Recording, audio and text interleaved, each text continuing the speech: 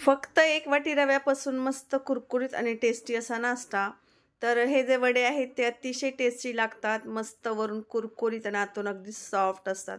उडीद वड्यापेक्षाही याची चव एकदम मस्त लागते। बनवायलाही सोपा आणि घरच्या साहित्यामध्ये तयार होणारा मस्त कुरकुरीत असा नाश्ता आहे हा।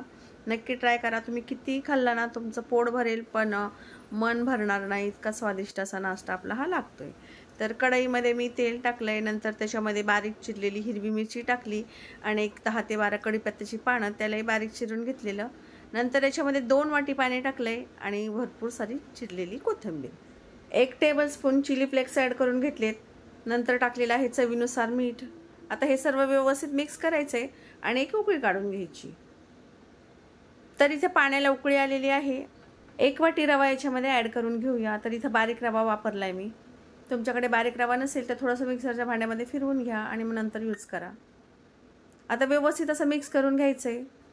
1 वाटी रवा शिजण्याकरिता 2 वाटी पाणी पुरेपूर होतो। मस्त रवा शिजला जातो आणि छान असं आपलं मिश्रण तयार होतं।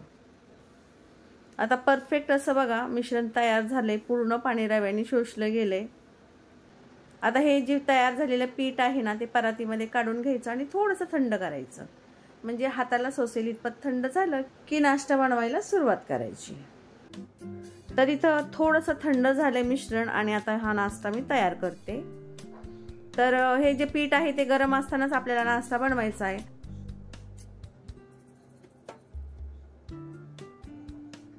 तर या पद्धतीने मी नाश्त्याला शेप दिलाय, मस्त उडीद वड्याचा आकार दिलाय। साईजनी मोठे किंवा छोटे तुम्ही वडे तयार करून घ्या आणि मस्त गरम कडकडीत अशा तेलात त्याला तळून घ्या। इथं सगळे वडे मी तयार करून घेतलेत। तेल पण मस्त गरम झालंय कडकडीत असं।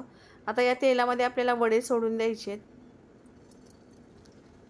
फ्राय करताना देखील एक गोष्ट लक्षात ठेवायची, सुरुवातीला आपण कडकडीत तेल केलेलं आहे आणि तेलामध्ये हे जे वडे सोडलेत। नंतर तळताना गॅसची फ्लेम लो करायची आणि लो टू मीडियम फ्लेमवरती आपल्याला हे वडे तळायचे, म्हणजे ते व्यवस्थित आतपर्यंत मस्त कुरकुरीत असे तळले जातील। दोन्ही बाजूनी अलटीपलटी करत मस्त गोल्डन कलर येईपर्यंत यांना फ्राय करून घ्यायचं। एक 7 ते 8 मिनिटं लागतात ही पहिली बॅच तळायला, तेव्हा ते मस्त कुरकुरीत होतात, अगदी टेस्टी असे वडे लागतात। वरच्या बाजूने एकदम कुरकुरीत आणि आतून एकदम सॉफ्ट। तर वडे बघा मस्त तळून झालेत आणि आता ते तळलेले वडे तेलाच्या बाहेर काढून घेते। खूप सुंदर दिसतायत बघा,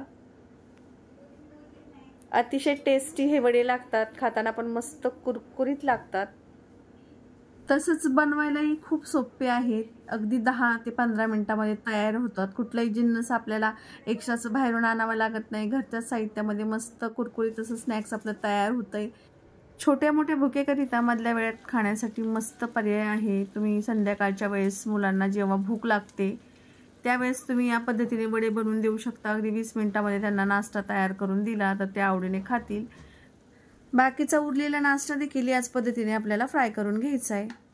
तर तेलामध्ये सगळे वडे मी सोडून दिलेत, मस्त गोल्डन कलर येईपर्यंत त्याला फ्राय करून घ्यायचं।